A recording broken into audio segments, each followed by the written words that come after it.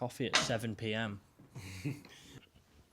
Hello. Hello. And welcome to Movies That Intimidate Me. Well, hey. Episode 2, technically 3. Yeah. But how long's that going to go on for? Oh, mate, forever. We're gonna Episode 134. we're Technically 135. We're going to be 50. I'm going to be bringing it up. And also, guarantee between now and the next, 20 years, we'll have another episode fail. Yeah, So- definitely. Yeah. Okay. Who knows? You'll know how many episodes you'll never see. Ooh, which is on theme for today's episode, isn't it? Oh, film. yeah. Um, So, do you want to introduce what we're talking about today? Yeah. Oh, yeah. And hello, this is Movies That Intimidate Me. This is a podcast where we talk about movies that sort of are intimidating and sort of we don't want to watch them really ever. And we've then got a big wheel. We force ourselves to watch them. We spin the wheel. We watch them. We talk about them. And we also watch a new release so that yeah. we can be current and cool. Yeah. And get clicks. Yeah. Um, get little reels out of it. But, I've not made any reels. no, I've not made any reels either. Future project. Yeah, that's down. Let's just get this Consistency one going is first. key. Yeah. Once a fortnight. Yeah. Okay, so I don't know. Do you want to start with? Let's say it's only our second episode, Yeah. and so Should we do a little recap? So last week we talked about, last 2 weeks ago we talked about Irreversible, the Gaspar Noé film, and we talked about Mother Mary, which I really liked, even though I completely forgot we just saw it. Yeah. I went to say the drama, but that was lost in episode 1. Yeah, there's so many films coming out now I'm buzzing. that like I've didn't even know about, like this Hokum that we're talking about today. I just did not even know existed. I only knew it existed because I saw the trailer before Mother Mary and thought, Right, that okay. seems cool. Yeah, okay. And the date works out, and I don't want to watch Michael. Yeah. Yeah, okay. I thought, you don't want to. Why not? It's going to be like a show reel, isn't it? Also, the fact that he did it. Like not to get controversial this early on, but he did it. No doubt in my mind that he did it, and I don't want to watch a movie that makes out that he didn't. It's not even going to touch that though. Let's be honest. Oh no! Do you know all the behind the scenes stuff? No, not really. No. Oh mate, it was originally 3 hours long. It covered the trial. It's the movie started with him getting arrested, then flashback to his childhood, and then went through the trial and essentially made out that he was innocent. No. And then one of the victims said that in the What year was that trial? Do you know? No, not off the top of my head. But one of the victims, it was in their payoff from the Michael Jackson estate that their story could never be dramatised. For some reason, all his lawyers and everything didn't clock this until they'd made a 3-hour film. So an hour of the film had to be cut. Oh my god! So they did address it, and they were going to make him out to be innocent. That's crazy. And then one of the victims was like, "You literally can't do this. We will sue you into oblivion if you do." So then that's it got cut crazy out. news. Yeah. So Oh my god!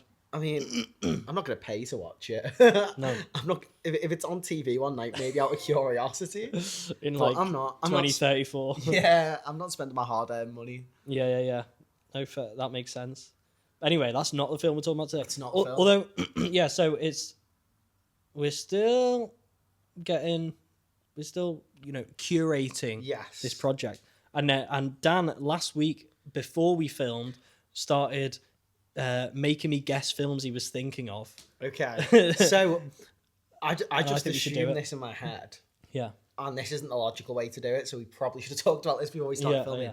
I was thinking, talk about the new release, do that as a little break, without us, like just that. rambling for too long. Yeah. Make a little game in the middle, and then go into the movie that intimidates us. I really like that. So later on, we are going to be talking about On the Silver Globe, the Andrzej Żuławski. I'm so annoyed because I've spent the past week practicing to pronounce his name. Just forgot. And my mind's gone completely blank. And also I've realised my notes are in the other room. Oh, go get it, and then on your way back, look up how to pronounce it. Right. Um, And I'll tell you now that I'll cut that out, but actually, I won't actually cut any of this out. oh, mate, talk to the people. Um, I'm taking my microphone so I can sneak in little messages. okay. Yeah, George so smells. I think He we're gonna. stinks. I can hear him doing stuff. I think What we're is- gonna What is his name? do he's gonna do 20 questions, and about a film that was it was important in shaping our film friendship. So we did one the other week, and it took me flipping ages to get, and it was Morgan. There you go, Andrzej Żuławski. Żuławski.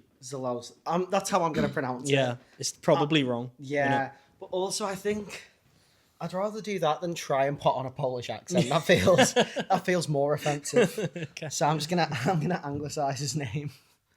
That's fine. I don't have notes for today.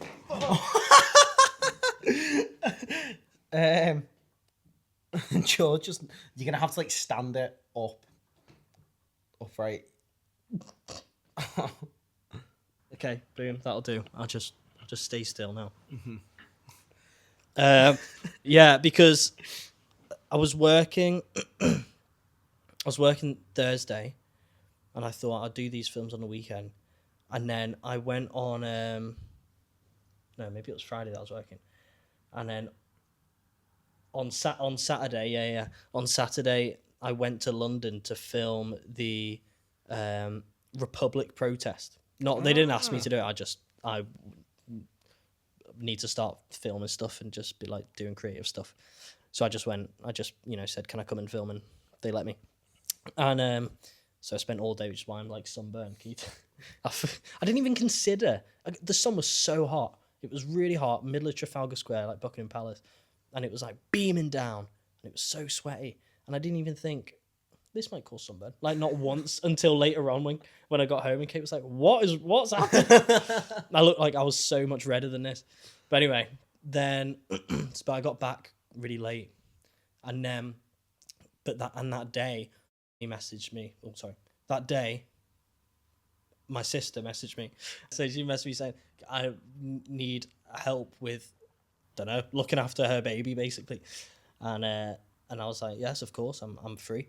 Do you not want to watch some progressive 70s Polish art house sci-fi Well, yeah, with your niece? No, with my nearly 1-year-old. I think she really would have understood the subtext. Yeah. Well, so then anyway, she needed me to come on Sunday, stay over, and then be there Monday because they had had something to do where I looked after her, and so I got up on Sunday, made my breakfast, that, and I was like, okay, great, I'll watch on the Silver Globe now, and I was like, I looked up, I was like, 236 minutes. I didn't even think about how long. I was like, oh, that's why it's intimidating. And I was like, shit, I only had time to watch half of it. I was like, no. And then at the same time, I realized, wait, when am I going to watch Hokum? And then anyway, I managed so I spent Monday in London yesterday. And I came back and I managed to get back in time, just in time for a screening in Birmingham at 7:45. And I got back late, obviously, and I was absolutely shattered. Then thought I would watch the film last night, couldn't finish on the Silver Globe. And then thought I would finish it after work today before coming here. I was there for way longer than I ever expected to be on a Tuesday. And then I had to watch it on the train. And okay, well, we'll talk about that. We'll talk about it. But I went to watch it, and then first bit of nudity in the film popped up about 5 minutes after I opened it on the train on my laptop. So anyway, that's why I've got no notes. Oh. So they're in here for once. Okay. Well, there's the story. I watched both these films a week ago. Yeah. Well, because I knew I had a busy weekend and I was prepared. Well, I'm gonna start watching because Hokum only came out I think those were the first screenings I could even Oh, really? I would have even been able to get to anyway. I can't remember what date we filmed, but it came out on the 15th. Right. I couldn't find any until Sunday, I don't think. Right. But I'm gonna start watching the films the Okay. next day after we roll the dice. Also, I just said Hokum came out on the 15th. It's the 12th. Hokum came out on the 1st. Why did you say 15? Because that's this Friday, and Obsession comes out this Friday, and I was going to suggest at the end of the episode we watch that. Okay. Unless you have any other suggestions, but we'll get to that at the end. Yeah. So yeah, Hokum. So I had a little idea, test our friendship. Rather than us starting each section with saying what we thought of the film, we should guess what each other thinks. Yeah. I feel like we've been going to cinema together well over a decade now. Yeah. Always talking about movies when we see each other. I think we know each other's taste quite well. Yeah.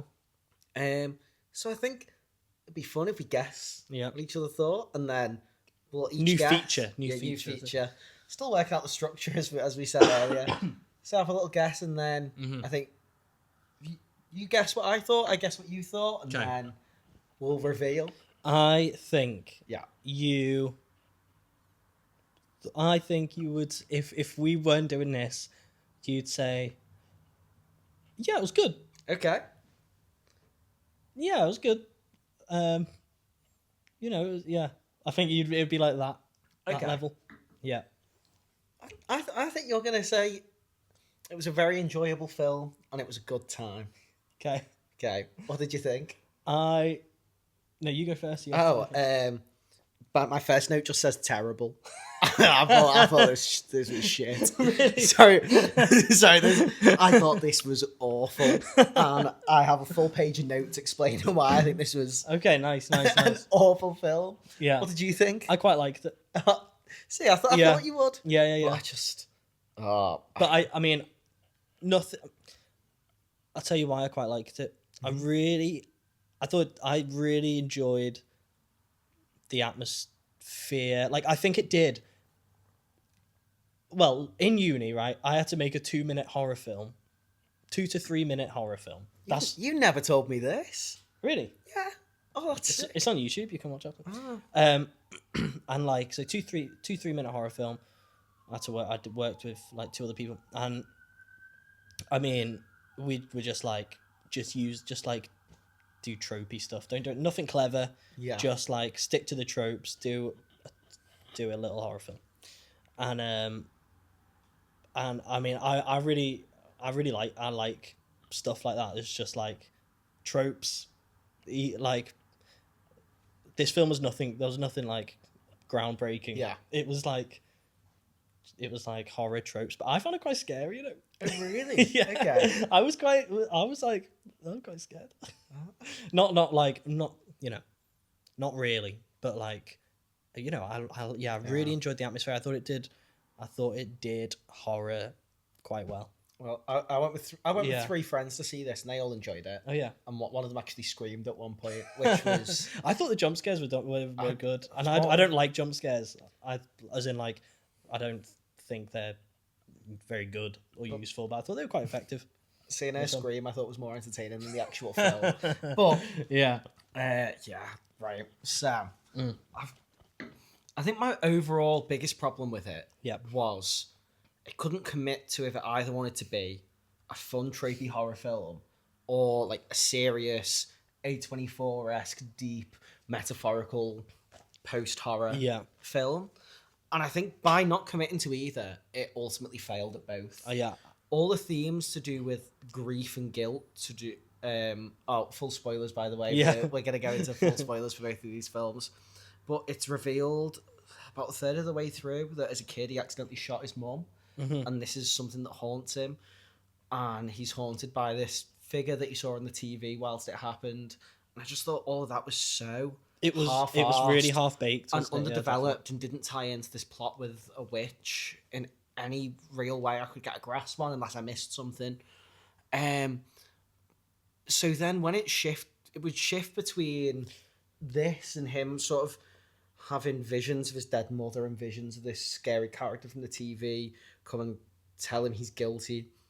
And then it'd shift to there's a spooky witch in the basement, and those shifts I really couldn't get behind. Mm-hmm. I found them so jarring and so unengaging that anytime I sort of started to get interested in one of them, it'd shift into the other. And it felt like 2 parallel films playing, both half-baked and both quite uninteresting. Yeah. I also thought the first 40 minutes of this were really difficult to watch. It felt like he just sort of walked into rooms. It felt like a video game. He'd walk into a room, a character would give its like cutscene dialogue to give some backstory. Then he'd walk into another room, and the character would give some more backstory that's essential for the plot. And this happens 5 or 6 times in the first 40 minutes. And none of the dialogue I didn't feel like really built up much character. It just felt like exposition. Yeah, and it was he was like just really horrible, but it didn't, but not in a way that seemed like how someone would be horrible. Yeah, like he was just like really awful, just but really like unlikable. but not in a way that was particularly intriguing or like it was just kind of like, oh, this thing happened to him now, he's horrible, but also still smiles and it can be nice. It didn't really like, it wasn't a coherent character. Yeah, it didn't feel like this traumatized character who's a nice guy who's mean because he's going through stuff. The script felt unfinished. I felt like it was a few drafts away between merging the two plots of the guilt with his mother and this witch in the basement of the hotel. It was a few drafts away from really developing his character. I think all the characters felt either one note or really jumbled. I didn't particularly like anyone in the film. I didn't particularly care for anyone in the film. And when you don't sort of have any emotional backbone, especially for a genre film like this, I just found it really tiring and boring. And there wasn't much in it for me to grasp onto. Also, within that first 40 minutes, at multiple points, there's just like a visual aid to hand. Like when he's told by the barmaid about there being a witch in the basement, she pulls out from under the bar a book on Irish folklore. Like, does she just keep that in case anyone asks about witches? And then opens immediately to the right page and goes, you can draw a chalk circle. Well, I thought that was like at the bar and it was like something they used for tourists, but then like later on it's like this was her book. Yeah, like, it was her book. Why was it her book? Why did she bring it to work? And then also like that didn't make any sense for the character, or like or at least like the maybe the character, but the person he cast for it did not like. She didn't look like someone who would do like it. If you're gonna do tropes, like really lay into it. Like she just looked like she didn't look like she wasn't like a weird woman or anything. No, it was strange. Yeah, it just really bothered me. Also, when she goes missing, so halfway through the film, Adam Scott character attempts suicide, and then wakes up in a hospital. Like, do they say it's about 2 weeks later? And you find out that the woman from behind the bar has gone missing. And how does he get told this? He turns up at the hotel and they whip out a newspaper and go, she's gone missing. So many times there's like this weird, super convenient visual aid that just didn't need to be there. That information could have been conveyed without that convenient plot device there. You could have had the barmaid tell Adam Scott's character about drawing chalk circles to protect yourself from a witch without having the book. Yeah. He could have found out that she's gone missing without having the newspaper there. It's still explained to him. It's still given an exposition. It's not like the visual aid replaces exposition. It's just there. I thought they might be angry at him for kind of being sort of responsible for that potentially. Like he could have been responsible. Like she could have been horrified and like ran away or something. And like, but they were just like, oh man, hope you're all right. It's like this guy hung himself in the hotel. Like that was a fucked up thing to do. Also, in a flashback after she's gone missing, we see what happened to her that night. And there's a party the night after Adam Scott's character tried to hang himself. And she's just there in full fancy dress. And also we later find out she was pregnant. If I was pregnant and I found someone trying to kill themselves in my work, I would not be going the works do. I would not be turning up, especially not in a fucking rabbit costume. I'll tell you what I'm doing. I'm going home. I'm going home and I'm having a cuppa and I'm watching a movie. Why? Dan, you've charmed me. This film is shit. But I can't. And like, I mean, like, I thought all this, but like, I got taken in by like the atmosphere. No, that's so fair enough. But now I can't remember that. And, like, and now like, wait, I'm sorry. Because no, it's fine. It's funny, isn't it? Because it is true. Because like, why? Because like, when on the thing it said, oh, I'm pregnant, my immediate thought was, why is every woman pregnant in a film when they can't be asked to like give her a character? They just go, oh, she was pregnant, so you care now. It's like, what? She didn't look pregnant, so it's probably not to get into the abortion argument, but like, what is that? like, it's more sad that she died than her baby died, than an unborn embryo. Do you know what I mean? Well, I suppose it's revealed that the that reason relevant? she was killed was because She was pregnant. And That is a good point. Yeah, I forgot about that. Wasn't it because she was keeping it as well? Yeah. And the man, because she was having an affair with the hotel manager. The pregnancy was critical to the murder. Critical to the murder and the plot. But that's a great point.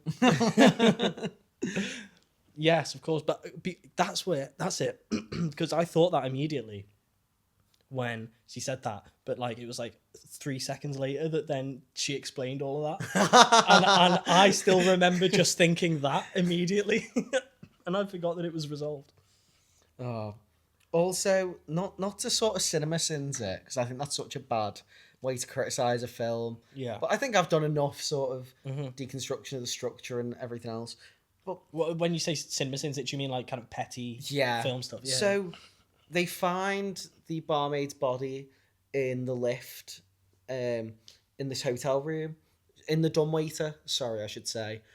And you see her be drugged and put into the dumbwaiter. And then when they find her body, it's in the exact same position. But then from the recording, you hear that she crawled around down there and that she encountered the witch. And then it's established that when someone encounters the witch, they get taken to hell or whatever that place is. Why wasn't she? Why did she end up back in the same position on the dumbwaiter, other than because they wanted Adam Scott's character to find her for the plot? Well, I hadn't thought about the witch thing.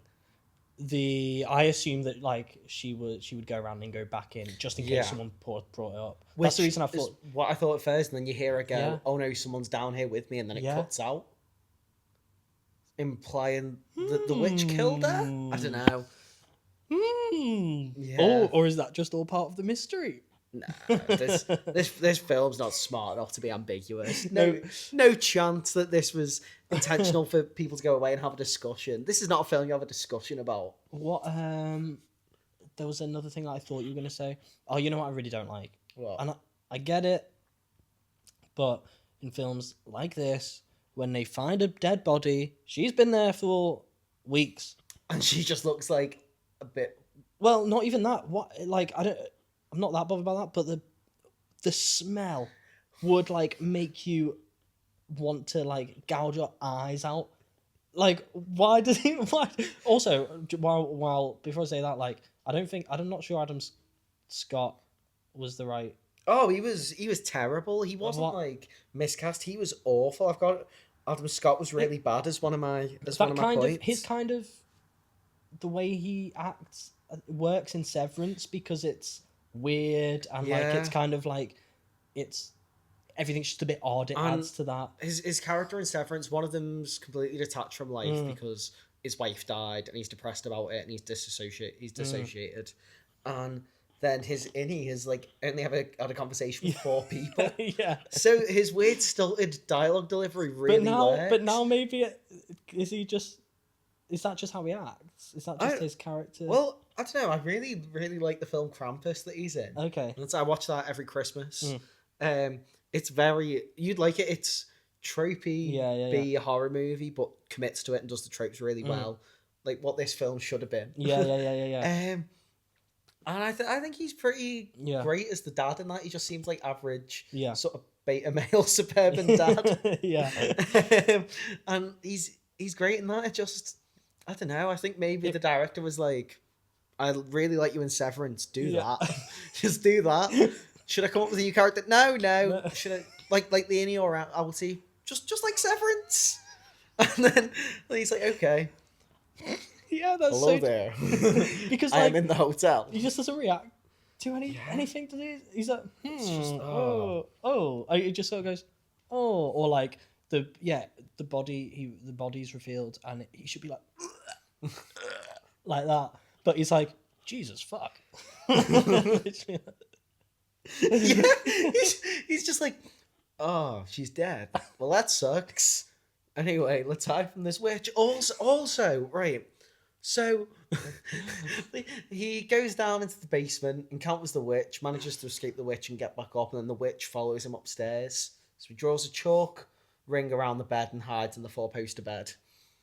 and then falls asleep while the witch is out there, just circling him. I'm sorry, even if there's a chalk line, like if I'm in a glass ring and there's like a tiger prowling around, I'm not gonna fall asleep.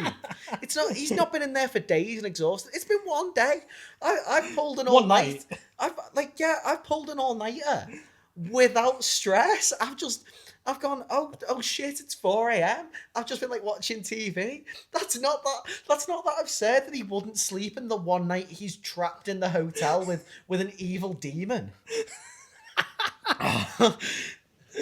This film pissed me off so much. Oh mate. Also, I've got another note here. At the start, one of my least favorite tropes in movies, and that's the writer when he does his writing gets some whiskey out.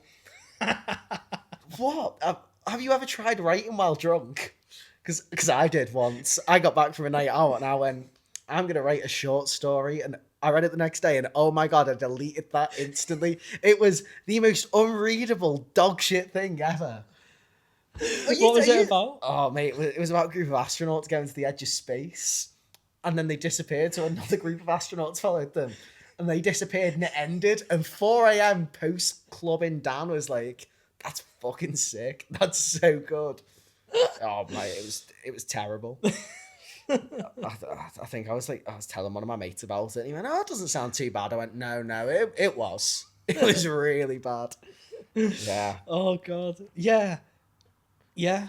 Yeah. They do that, don't they? Why do they all have whiskey? It's so annoying. Also, right, you've been through this whole traumatic experience. You get out at the end like he does. You're in the hospital bed. What are you going to do? I'm going to finish my novel. No, you're not. You're not going to, discover that even without the witch, you discover a dead body. Someone tries to burn you alive in a hotel. You watch multiple people die. Well, I'm in the hospital. I'm not writing. I'm not being productive. Yeah. I'm sitting there shaking because I'm traumatized. Oh, yeah. Anyway, that's my thoughts on Hokum. Yeah. You know what? I agree with every single one. And you're not going to try and argue for the film? I can do that. You can do debate club where you have to argue your case. I think the film was an excellent use of horror tropes and really built atmosphere by using music and sound effects to add effect. Yeah? Pretty good. I think you are totally right. It definitely, because the folklore aspect of it as well they could have done properly. Yeah, rather than half-arse it. And that word, if you really went in that direction, it would make sense for them to have that, the book at the bar, and then it's creepy, and it's maybe you would do that with the only metaphors, it can just be a fun horror, but the metaphors are that the scenes represent the folklore, and it doesn't have to be that can be really fun. Or the wit doesn't need to be guilty for killing his mum. Yeah. A 20-minute subplot. Unless is that linked to any sort of folklore that you know about? No, but that bro on the TV was scary. That I was gonna say the makeup for the was he a rabbit? I don't know, but he was fucking. Yeah. He was horrible. That was really cool. I want to see a film with him as a character. Why wasn't that the film? Because I saw that in the trailer. Yeah. Because the trailer, it just sort of said, it was it'd say H and then show a 2-second clip and then O and a 2-second clip. It gave nothing away about the plot, but you saw that weird creature from the TV and I thought, oh, that looks sick. Yeah. Let's watch that. Well, that was on the website for the cinema that I went to, that was the picture they used for the film. Because they know the film's shit and they're advertising the yeah. And that was it was he's on the TV for 20 seconds or something. Yeah. That was the best bit. That was the best bit. Yeah. That was really creepy. The way, how he was on the TV and but I didn't even get that was a character that makes sense though, that he was on TV at the time that is shot his mum. He shot his mum as a 6-year-old. Really? Also, He's got that good. Did you get onto the fact that when he mentioned that his mum was dead, he said the person who did it should hang, and then the next scene they find him hanging. Shit. A little bit of foreshadowing. Okay. Smart. Little bit of. Like you know what's gonna come.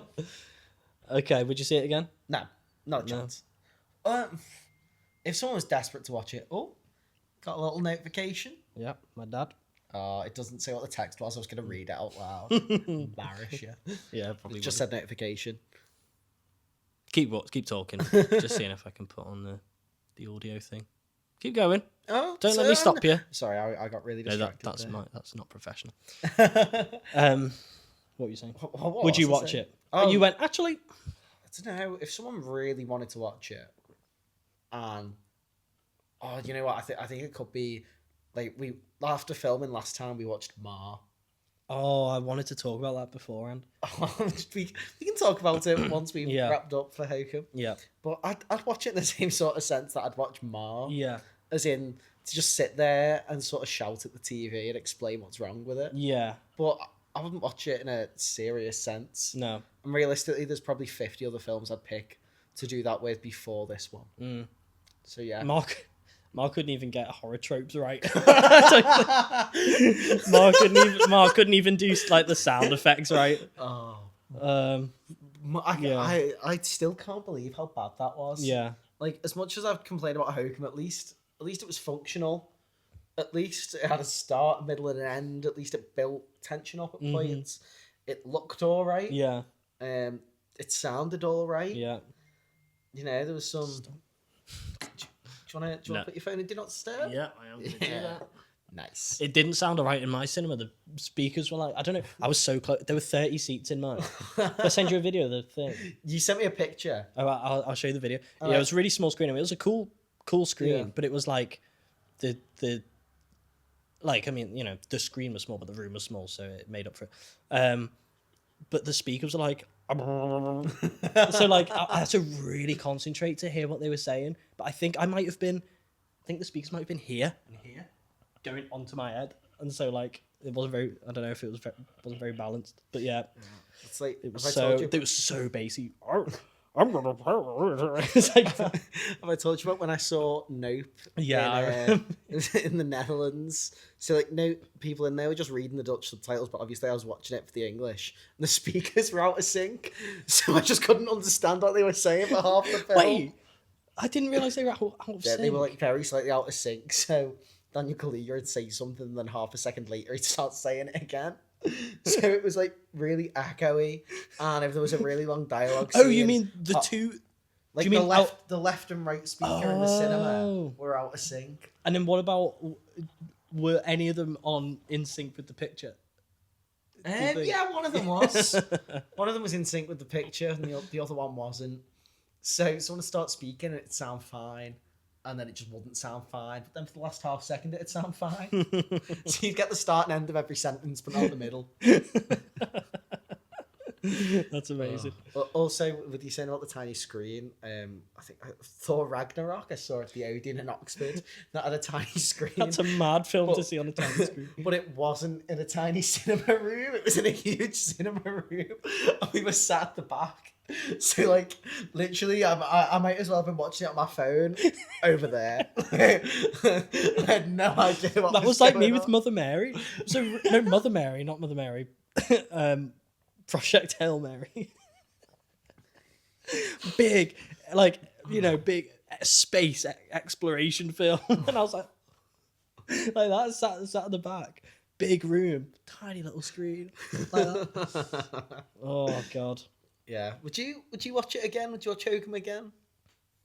No, it would be far. It would be low down to watch, even without you convincing me of or reminding me of all those things. But probably wouldn't be that high up on my list to rewatch because it's pretty. Yeah, there was not much more to explore with it, regardless. But yeah, it's fun to see. It's good to see films you don't like. Yeah. That's what I always say.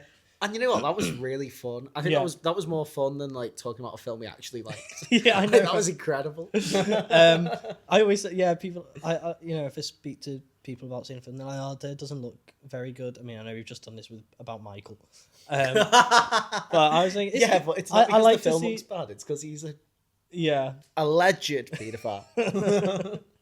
And that's not funny.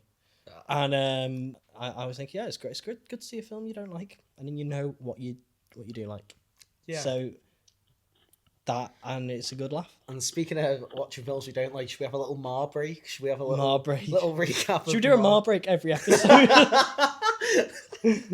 talk about like an 8-second moment in each episode, and then but after like 50 episodes we built the whole film, and you can piece together. It would be like those Doctor Who the character where you would get where you'd find like a song. You'd find like a Sontaran and a 10th Doctor, and then you'd get like a hand of a Cyberman, and then the head of a Cyberman, and over like 6 figures you'd build one. But like one of them was always shit. One of them was always like destroyed Cassandra or Roman soldier. So like you know with a Cyberman like without a leg, you just have to pretend he was battle damaged. That destroyed Cassandra was just. What is that? I'm gonna put a picture up for people who don't understand that. That was like £8 from B&M when we were a kid, and I would ask my mum for it because I didn't have it, and she'd go no. She wouldn't buy me it. Is that true? Because it's shit objectively and shit. She's like, just get another toy. Don't get an empty frame of a dead. You're buying a corpse. That's a dead person. Oh. Right. But yeah, we do Mar, and then people can download every episode, put them all together, and we got a full episode. We just put a 15-second clip from Mar in, so by the time we finish, you can watch the whole film. You can watch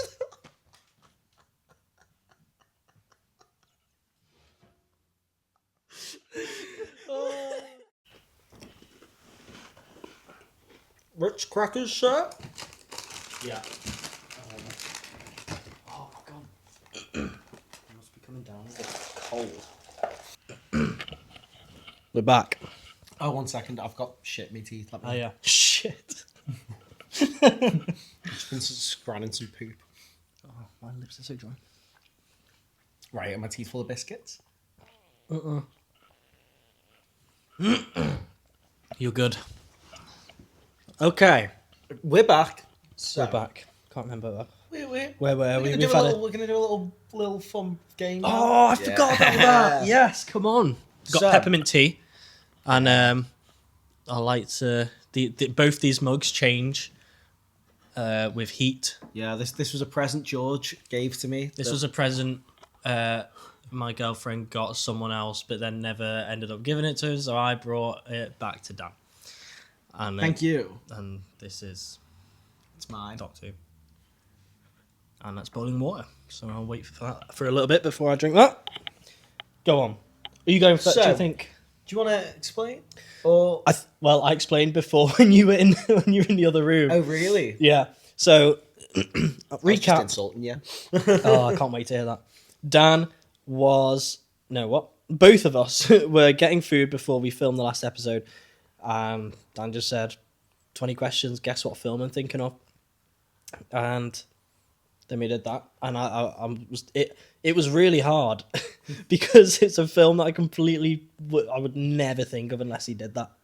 But it was absolutely essential in our film journey. So what film was it? And it was Morgan. Morgan, directed by Ridley Scott's son. Yeah. Is he called like Clive Scott or something? I can't remember. His only film, first and only film. Yeah, his first and only film, other than he directed a few Blade Runner shorts. Mm. But yeah. Yeah. So that was the film last time. Yeah. And then you said maybe think of one that we have like a little story or a little something to say. Yeah. About, and then we can play the game and then tell a little story about the film. So I don't know how well this is going to be work to watch. We can give it a go. Yeah. And then next time I'll do one for you. Exciting. So George. Yeah. I'm thinking of a film. Yeah. You've got 20 questions, and this tea's still boiling, so I'm not going to drink it yet. Ask away. Okay. Is this a film? Was this film? Would you consider it critically acclaimed? Yes. Ooh. Okay. Did this film win awards in awards season? No. Is it a film that maybe we would talk about, we would chat about, and we would say it should have won awards at awards season? Yeah. Oh, yeah, I think so. Yeah. Did we see this film together? Not in the cinema, no. Okay. Did we not in the cinema, or we didn't see it together? We Did we watch it together? We watched it together. Okay. But not in the cinema. Mm-hmm. We didn't go to see it together, but we watched it together. Is this film post 2010? Yes. Does did we watch it when we were before we turned 18? Yeah. Is it a film that we watched and thinking this is edgy, this for how old we are? There are a few of them. I don't think necessarily, no. Okay. I don't think the age certificate on it was older than we were at the time. Oh, okay. It's what I'm taking that question to be. We weren't yeah. It wasn't an 18 that we watched at 13. Okay, cool, yeah. Which there's a lot of them. Yeah. Did we watch this in your living room? Yes. At home? Yeah. That does not narrow it down. No, that's. But the thing is, we didn't watch it in your living room. Yeah. So they're the only two places we watched, or cinema. But I've already said we didn't watch it in cinema.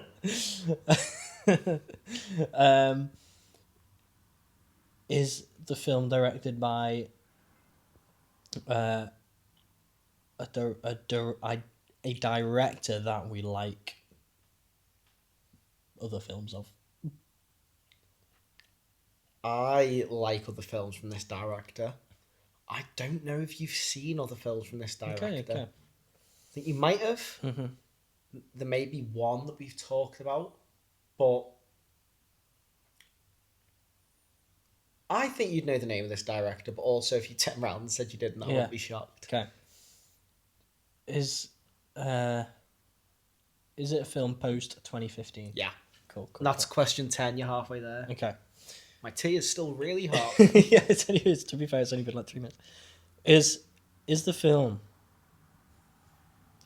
a horror film? No. Would you say the film is a science fiction film? No.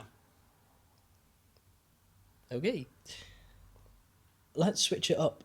Does this film have a very famous actor? Yes. In it?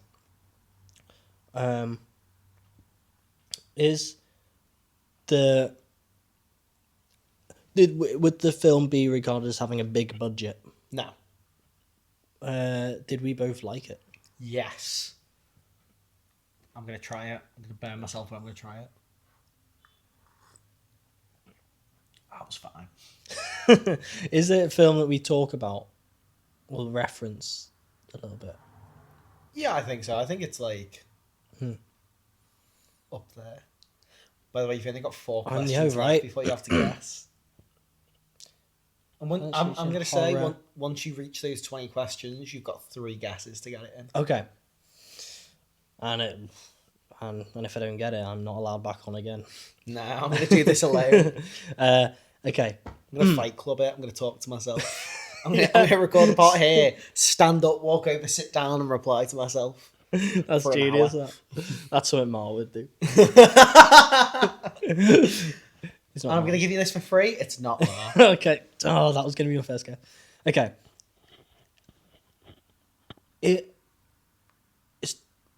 Is the film violent? Yes.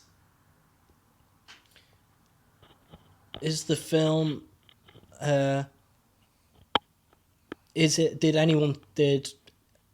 was it popular at the time? No, it was quite small. Like, it wasn't mainstream. Outside of, like, us and our film friends, I don't think people would know the film. Okay.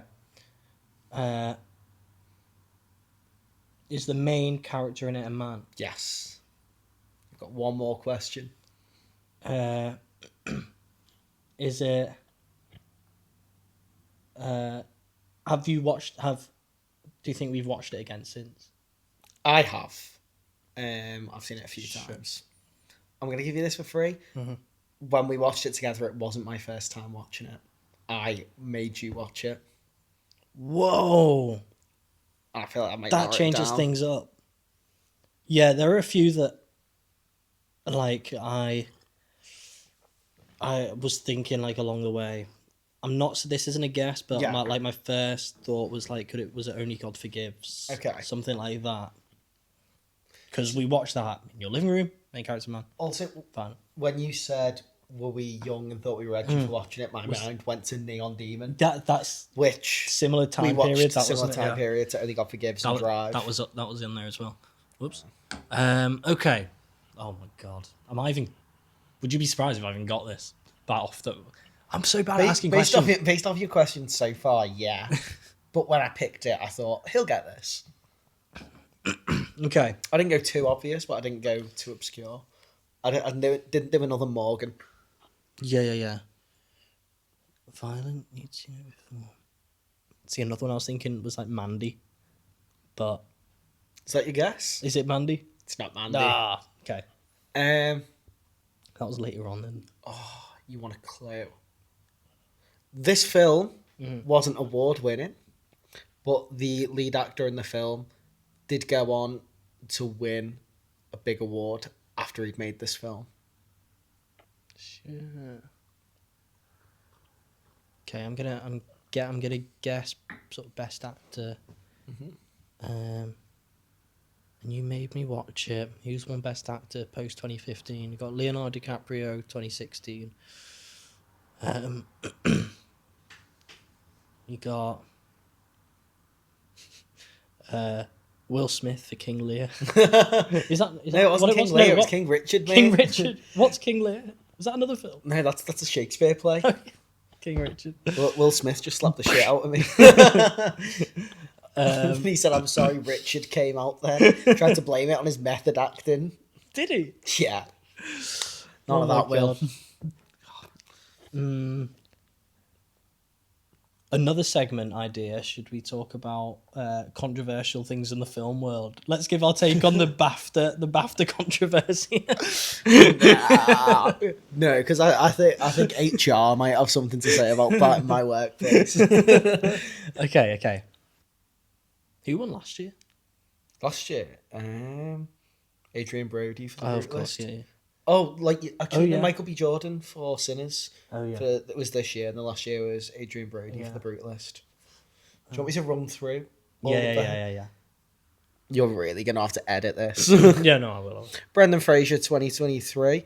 Will Smith, 2022. Anthony Hopkins, 2021. Joaquin Phoenix, 2020. Rami Malek, 2019. Gary Oldman, 2018. Casey Affleck, 2017. Leonardo DiCaprio, 2016. One of them is the main actor. That's crazy. Oh, read them out again. Who else did you say? Oh, Joaquin Phoenix. Oh! Was it You and Everybody Here? It was You and Everybody Here? Yeah. Yeah. I remember watching that at yours. Yeah. I remember you saying it really disturbed you. Yeah. And I can't really remember it that well. Have you watched it again since? No.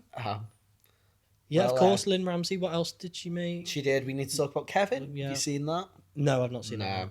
She did. She did something recently, didn't she? Oh, what's it called? I was at the UK premiere of Die My Love. Jennifer Lawrence was there and Lynn Ramsey was there. There was a film before. That, didn't she? That was her first film since she was never really here. Really? Yeah. She makes films every 7 8 years. What's a one earlier then? We need to talk about Kevin. And another one. I swear I've Marvin seen Calla and Ratcatcher. She's only made 5 films. Ratcatcher. Maybe I'm thinking of Ratcatcher, which I've not seen, so I don't know why I'd be thinking of that. But I know of the film. Okay, yeah, of course, I remember that. Is there a story that goes along with that film? Just We watched it together. Just we watched it and really liked it. Yeah, I can't remember it. Maybe that's trauma, but I'd like to rewatch that again. Yeah.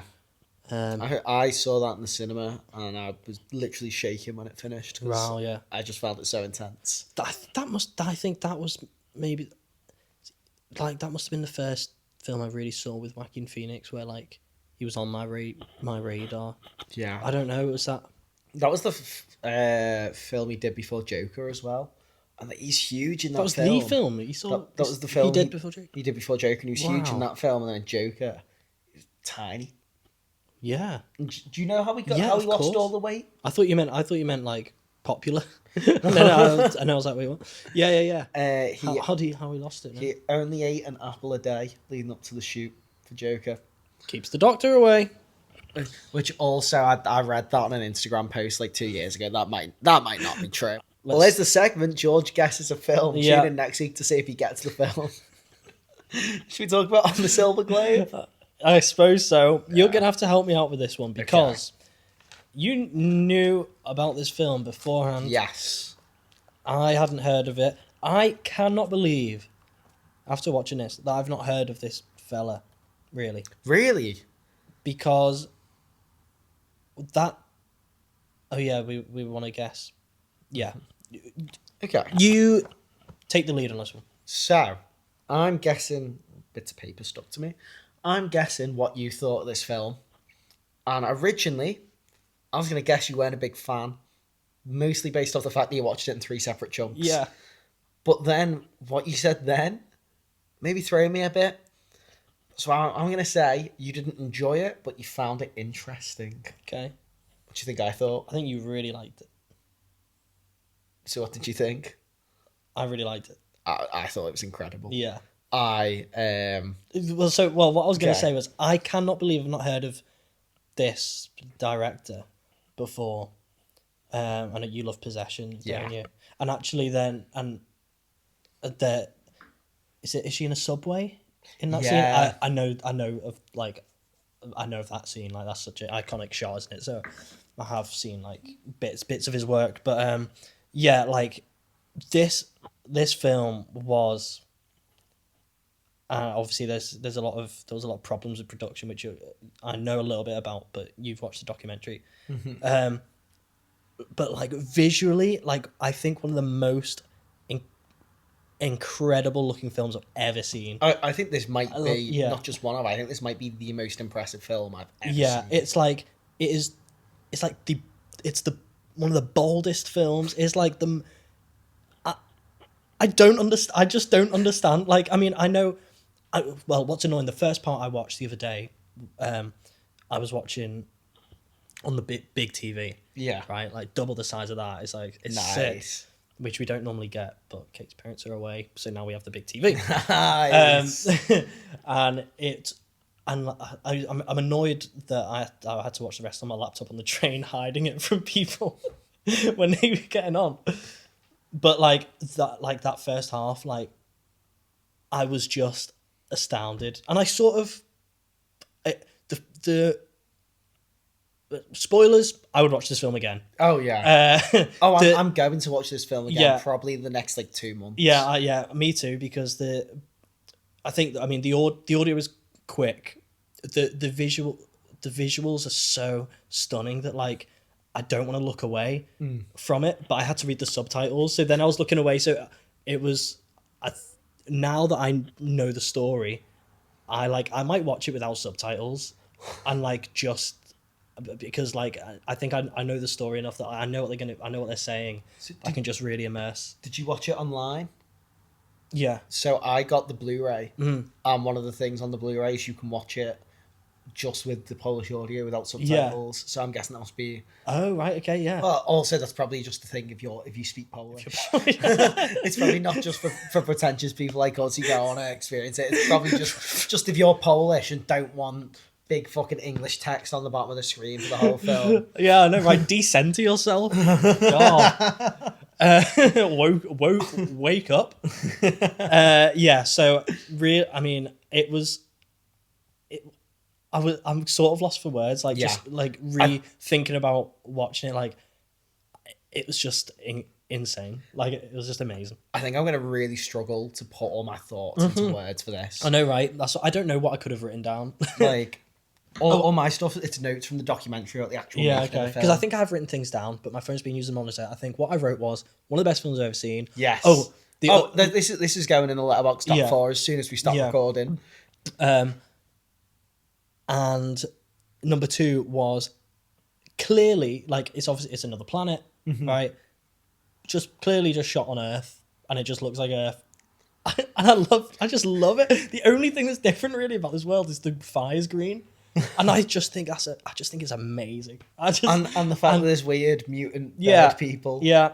And who are telepathic. And it's just like, but it looked like, but I believed it. Like I found it so, I was like, that's just the Earthsea. But like I just found it so believable because of like, I mean, the wide lens that they were using. I want to find out. I know that they were using a handheld reflex camera. But I don't know what which I think is film, isn't it? Obviously, it would have been film, which is like I think why it looks the way it like it's got so much character, like the look of it. But I don't know I'm thinking like 16mm lens is what I'm guessing. So wide, and it's just like that just made everything just feel so believable. I felt like I was in like the world that just felt real. The way it's shot, especially, it's sort of split up into thirds almost. You've got the first third, which is the birth of this society on the planet. The second third, which is the astronaut comes to the planet. And then the final third, which I think was the part that was lost the most because it's sort of interspersed in between as well, which is people on Earth receiving footage and seeing what happened. Oh, you're on low power mode, mate. That's fun. Yeah. And just the first third, it's all POV, almost found footage. Yeah. Which is crazy. That in my head, that feels like such a new trend. But to see it being done in the 70s in such a believable way, like so much about this film is both so ahead of its time. Yeah. And also unlike anything else I've ever seen. The whole way it's shot, just it feels like a documentary at points. It feels like there's been a GoPro put to this like isolated tribe and you're just watching these rituals take place. The way the dialogue's delivered, there's no point that really feels like exposition other than the missing segments that are narrated by the director. It's all this weird poetic prose that feels so unlike any other film. I think that's partly why I could watch it without subtitles because it's not explaining anything. That's like the visuals do an incredible job at telling the story. Yeah, like the none of the dialogue really tells the story. It just adds to the atmosphere of it, which is rare. Isn't it? Yeah, it's just unlike anything I've ever seen. Yeah, just completely blew me away. So what do you know about the production of this film and the backstory of it? What I know is that, but I think, it was it 77? It was stopped. Yes. Production, and was that due to censorship? Yes. And then was finished in 88. Yes. That's sort of all I know. Okay. And then the bits were missing, and he had to fill in, which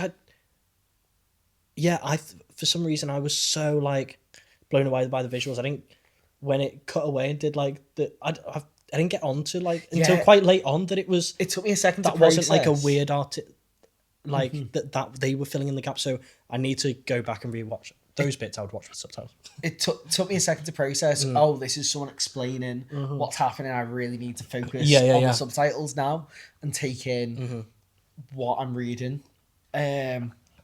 Because beforehand it does feel more like almost set dressing the dialogue to everything that's happening, where in those scenes it's like, oh, now we're in a subway, what's going on? Oh shit, I need to read. But backstory of this film, so in 1972 the director releases a film called The Devil, in which that I actually watched last night because I really wanted to go and watch this film because he ended up being banished from Poland because of it. So the devil. For the devil, and this film on the Silver Globe. When watching it, I don't think immediately, other than the final sort of image, there's anything that would really that you'd think would cause it to be censored. Where this film, The Devil, I mean, there's a depiction of the devil. There's incest. There's murder. There's sexual assault. Was Poland at that time a super religious country? I don't really know about under history. communist. Okay. Like a communist authoritarian government. Mm-hmm. So he makes this film, The Devil. It comes out. He is sat down by two agents from the government, and he's given a passport, and he's told, you have 24 hours to leave Poland. Your wife and child can't come with you. You need to go alone. So he moves to France, makes a film in France. Very big hit. A new head of media and arts in Poland, who's much more sort of liberal with his views, comes in, who's much more pro artistic expression and understands the importance of art to make Poland a big country in the world. So he invites the director back to Poland and says, we'll fund whatever film you want to make. Decides to make On the Silver Globe. 10 months in, a new head of art comes in Poland and shuts down the production as a statement piece, as this was going to be the most expensive and biggest film Poland had ever produced. A few films had sort of slipped through the net that were very anti-communist party in Poland, so they wanted to make an example of the film industry, and this film was the example.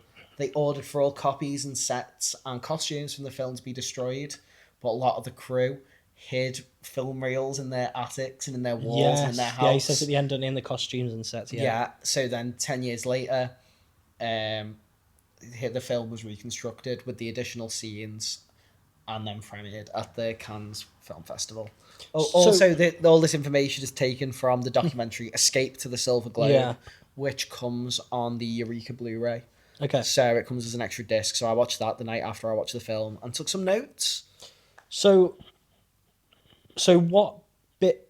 Are there different bits in the film that were from the 80s, some from the 70s? No. Or was it all filmed and then edited in the 80s? Yeah, so 80% of it was shot by the time production was shut down. Okay. And by the time they were allowed to finish it, it was 10 years later. They didn't have any sets, didn't have any costumes, didn't have the actors. And those that say would have come back would have looked 10 years older. Mm-hmm. Yeah. So they took the decision to sort of narrate the missing fill it in. The missing That's material. a good decision, I think. Yeah. Because also that's a very clear way of pointing. It's not just editing going here's the film. That's a pointed way of saying we were censored, and that's there's flatmate. Oh, So there's a. right. Have you heard of a picture pong Verisical? He's a Thai director. No. And me and Kate absolutely love his films. And actually, I want to put a couple of films that I've not seen on the list because he does slow cinema. So that what films has he done? have you heard of Uncle Boone Me? Yeah. Done that. Memoria with Tilda Swinton. Yeah. I've not watched that. That's one I've also not seen. I don't know if I can't figure the name of that I actually have, which are the ones I have seen. But anyway, one of his films, which is, what is it called? It's called Syndromes in a Century. And that film, he was also banned from Thailand. And that film wasn't allowed to be shown. There were certain scenes because you can't show images of the royal family. I think it is in Thailand, and there are shots of statues of the royal family and things, and you can't criticize the government in Thailand and everything, and he does in the films, and so he was blacklisted. But in that film at festivals, instead of taking out those scenes, he left it black.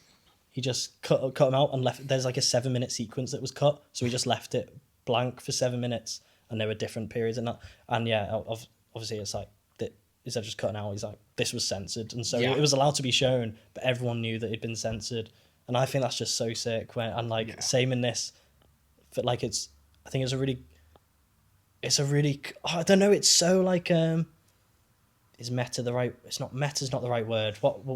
Reflexive, I suppose, of the like the filmmaking process, because I guess the process of the production of on the Silver Globe is so crucial to the film that like not just editing and making the film with what you've got then wouldn't be representative of the story of the film. And I think that's just so sick of how they did that. And like it's just amazing.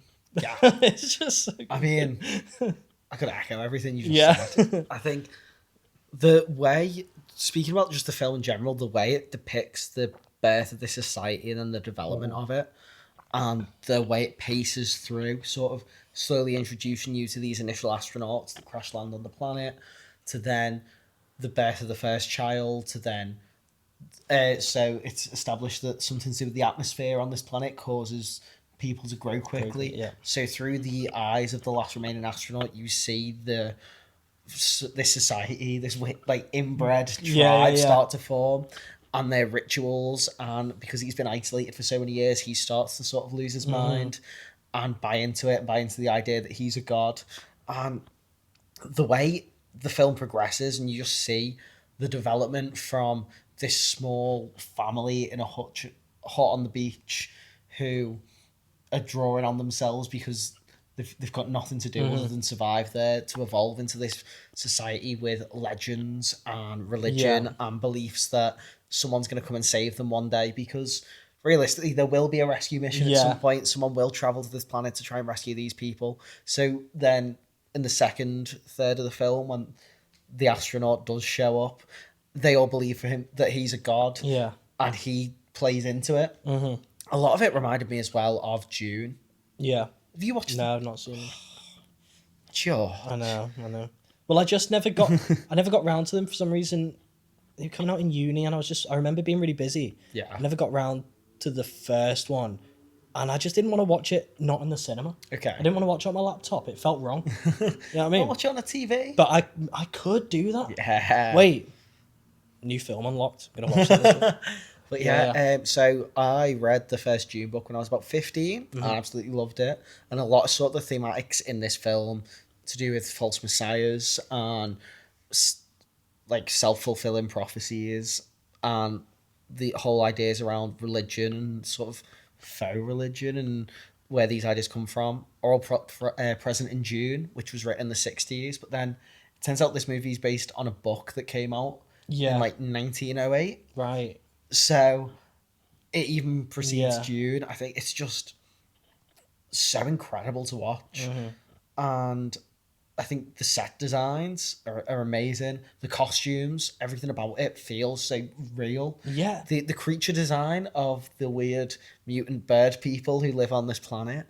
There's something about, like, even though you can see, like, you know, one thing I saw before, the astronaut's costume, there's a close-up of his face and his arms in it, and you can tell that it's like knitted, or it's like, but not everything is so believable. Like you can see I think that's partly as well adds to like the reflexiveness of the film. It's like you can see all the costume design in the costume when you're looking at it, and although that in theory should take you out of it because you shouldn't notice those things, like that just makes everything more believable. Like, it's really weird. Well, do you know what I mean? Yeah. So I think the way it's shot as well, and the lenses used, and the lighting, and the way that the camera's positioned really impacts it as well. Because watching the documentary, you see behind the scenes much cheaper looking footage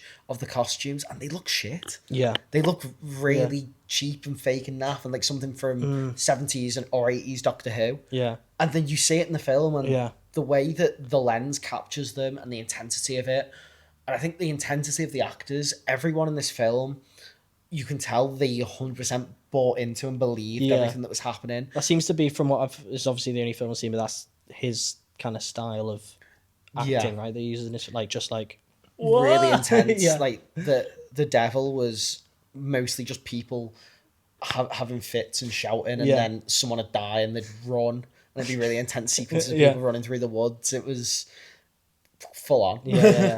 I think the way it's shot really complements the set design. And I think watching the film, you feel like you can almost see how it was made.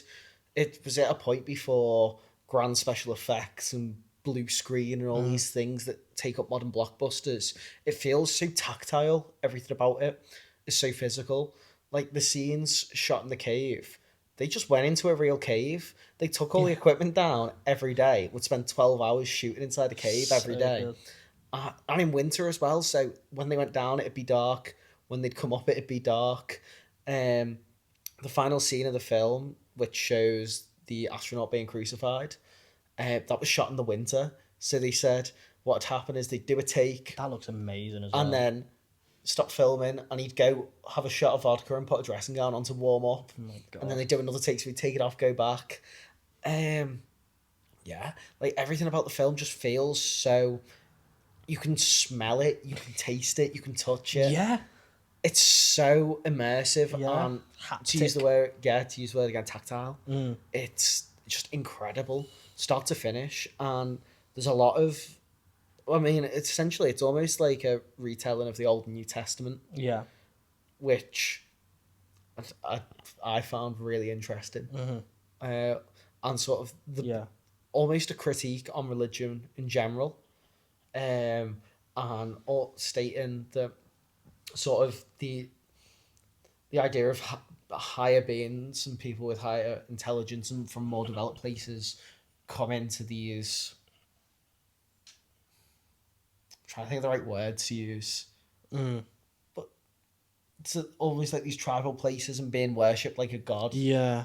And enjoying it.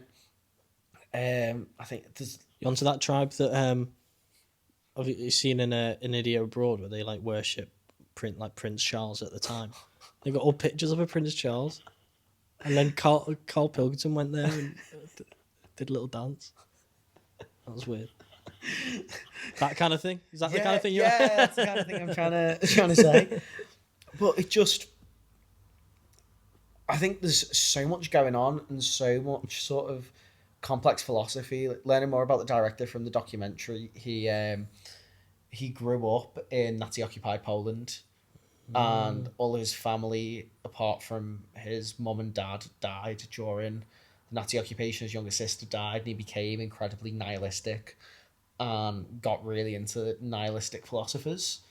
And I think that that really shows through his filmmaking. I think it's a very bleak outlook on life, which I really tend to connect to.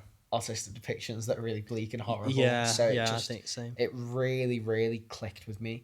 I feel like I can't even sit here and intellectualize it, because the whole experience, there's so much philosophy and so much critique on religion and so much about the sort of birth of society and where society's heading and how... Just in human nature and how we just want to look for nature of things. Someone to worship. Yeah, and look for someone to fight.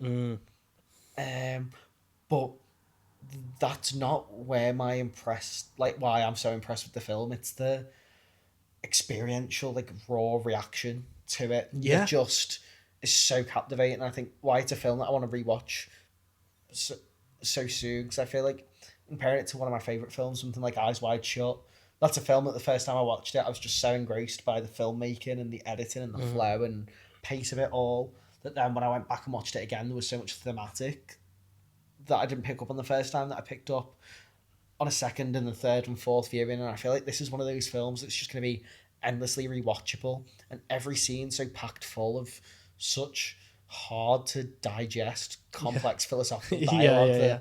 The more you watch it, the more you become acquainted with it, the more you'll be able to dissect it. It almost feels like a classic work of literature that's been studied for hundreds of years. That now still people are getting new interpretations of. It feels just so grand and larger than most films that I've ever seen. I couldn't have said it better myself. It was just like nothing I've ever seen. And I'm buzzing because I was really hoping to find a film that could get going. I've been looking for a new top 4 film for ages. And like, I think I'm just going to watch it one more time to like, it's going straight and then I'm going to watch the documentary. And then, and I think it's going on. It's like, as soon as this record's done, I'm sorry, Suspiria 2018. That's crazy though. You're coming out. Why did you think why did you think that I would think what you thought I thought about it? Was that right? Did I do that right? I don't know. I went to speak, but I went, oh shit, he hasn't finished his little funny bit. I'm gonna let him finish. No, I wasn't trying to be funny. I was trying to say what I was saying. Don't be mean. I didn't fully process it. No, I'm gonna be honest because you told me you watched it in 3 days. Yeah. But also that's why I want to rewatch it. I want to rewatch the whole thing in one go, and because like normally that really damages how I think of a film. Sometimes if I've got to do that, like in uni, I had to do that sometimes, and it was just like not good for watching films. like going shit, I've got to watch this film for tomorrow, and it's like 10 p.m. and it's like I don't know, from like 1901. You know what? Because I mean, I didn't study film, but I did a film module, and then I did like a literature module as well. Do you know what I did in that situation? What? Just didn't fucking watch it. Yeah, didn't go. Just didn't watch it. Yeah. I'd still go. Oh yeah. Well, I don't want spoilers. I couldn't be doing that. You know what? In case it sounded good, I'll check this out. You know what? No, there were no films that I didn't watch. The only films that I didn't watch in the course were ones I'd already seen. Yeah. I think. But literature, fuck me. It's the first week we did. Oh, I'm gonna sound so stupid right now. But the first week we did Mrs. Dalloway by Virginia Woolf. It's not a long book. And I thought, oh, it's like 150 pages. I've got a free day. I'm gonna go to the park. I'm gonna read it. Fuck me, it was. Oh, I couldn't deal with it. I thought it was so awful. And I don't even have an intelligent critique of it. I just found it so unpleasant. I just didn't fucking care.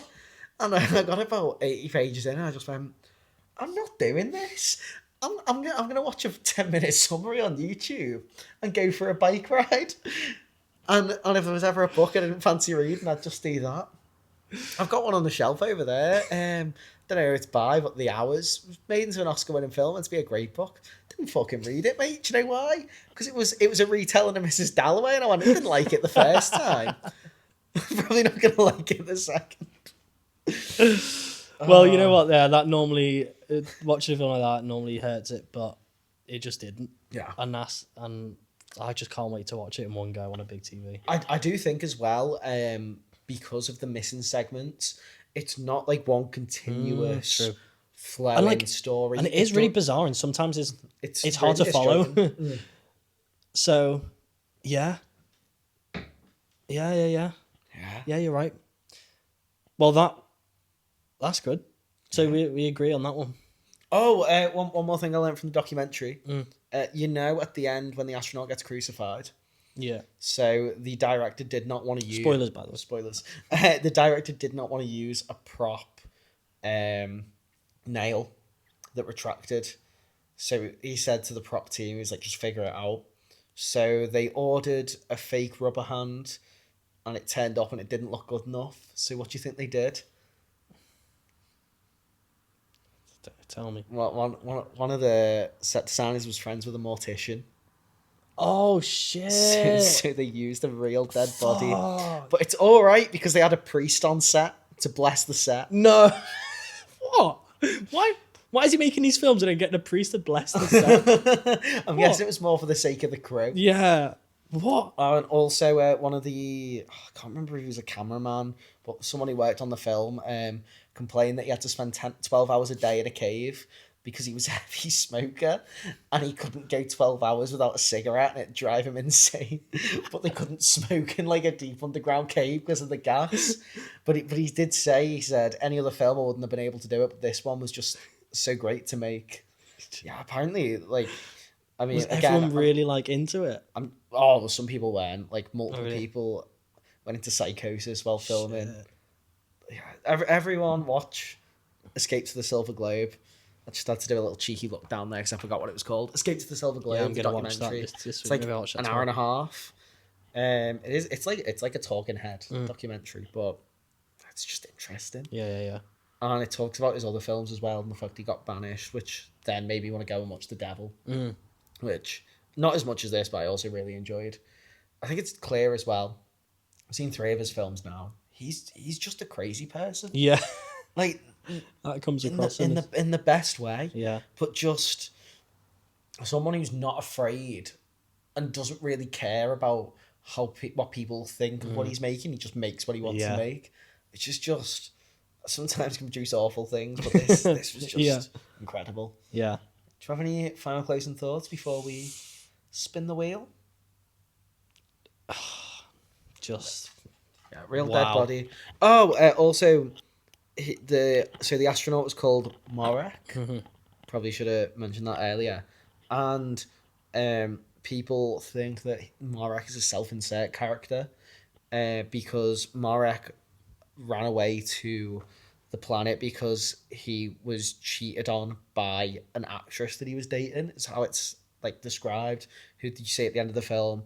And the director was going through a divorce with a famous actress at the time who'd been in his other films. We met at Cannes Film Festival. And obviously he then was going through this divorce and ran away to this strange planet to make this film. Shit. So people think he's a self-insert character, and he didn't write the script, and the screenwriter said a lot of Marek's dialogue isn't stuff that he wrote, and he thinks it was I'm gonna keep saying the director because I don't want to butcher his name anymore. It was excerpts from his diary that he kept whilst making the film. So his questions about life and suffering and God, and the really long rants that he goes on, the screenwriter believes were actual thoughts that the director was having, which I think, even without knowing that, it just feels like such a personal film. Yeah, definitely. And for such a grand scale film. It's also from an era where sci-fi was just disgusting. Like, sci-fi now is so clean and tidy. Where, have you ever seen David Lynch's Dune? No. It's fucking minging. Yeah. It's horrible. And this as well is part of it. It's so dirty. It's grubby. Like, you can feel the dirt under everyone's fingernails. It looks like it stinks. Yeah. But you compare it to something... Well, I think... like Blade Runner 2049, which is just so clean and pristine. Yeah, I really feel that about Alien. That same era of yeah, and I think the original Blade Runner sci-fi as well. Yeah. It looks stinky. Yeah, you can smell those ships, can't you? Yeah. Yeah, that's so true. That's a really good point. Yeah, that's crazy. Well, I was be very sad. We're gonna watch this film again pretty soon. So there's your answer. I'd watch it again. Incredible. We need to spin the wheel. Okay. So wait, hold it. Whoa. Maybe one day we'll do an episode where the light stays consistent because it's not nighttime. Right. Are you ready?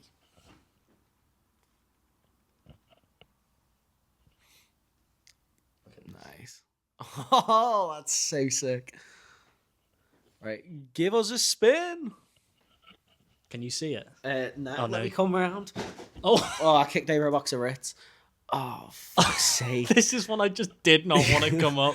I got really excited. I thought it was going to go to Enter the Void. Okay, so we're watching Kids. Oh, okay. Oh, right. wow. Oh, we're recording. Yeah. You can get it from Kex for £3.50. Of course. Okay. So I'm going to order that. Yeah. Well, we're watching Kex. Kex? Did you say Kex or Yeah, sex? Kex. Oh, Kex. Did you say sex? No, I say CEX. Oh, I should have said CX. Yeah. Because that's nondescript. That's one of the big debates, isn't it? Yeah. How do you say that? Because I know in the advert they say sex, but I think that's just to be edgy. Is it? Yeah. Kids by Larry Clark. Shocking, depraved, sickening, and they're only kids. This is one I didn't want to watch. I will say this was your suggestion. Is it on my watch list? Not even on my watch. No, this was... No, you said. Did I? What about kids? Well, yeah, but because I don't want to watch it. But that's why we're doing it. We'll have a lot to talk about. That's the whole point of this. It intimidates me, or just sort of seems morally. Yeah. But also, that's what we thought Irreversible was going to be like. Mm-hmm. We thought Irreversible was going to be shock value for the sake of shock value. Yeah. We found a lot of positives to say about that film. Yeah. I think we both overall really liked it. So we've got really lucky with the films we've got this time. This is just... There's a few that you've picked that I'm not looking forward to. Like what? I can't think of what they're called, but I just some of them are just sound horrible. Okay, cheers, guys. Thank you for watching. We need to pick a new release. Do you want to do Obsession? Yeah. Do you know what it is? No, you know, but I think when I was in the tube, I've seen adverts for this around the tube. It rings a bell. Obsession. I know that I do know what it is. It's a horror film. It's meant to be very good. It was premiered. Is that not American? Premiered. Yeah, because you don't go to the premiere shop, you go to the premiere. Oh, okay. So it premiered at Toronto International Film Festival last year, and it's apparently really good. I've heard great things about it. So we should do that. But also, I'm a bit worried that all we're doing is horror films, because then after that it's going to be Backrooms. Yeah. But also, what, do you know anything else? Sheep Detectives, Michael. Obsession, kids, watch them, don't watch them. Come hear us talk about them in 2 weeks. I've been Dan, and I've been George, and this is movies that intimidate me. And can I just ask, why do you have 5 remotes? So, what are they all for? TP, yeah, Fire Stick, okay, soundbar, 4K Blu-ray player, region-free Blu-ray player. I found out some of the Blu-rays I own, the 4K just won't play them. Nice. And on the Silver Globe was one of them. But I've got a region-free Blu-ray player which will play them. Nice. So that's why they're all there. Cool. See you later. Bye.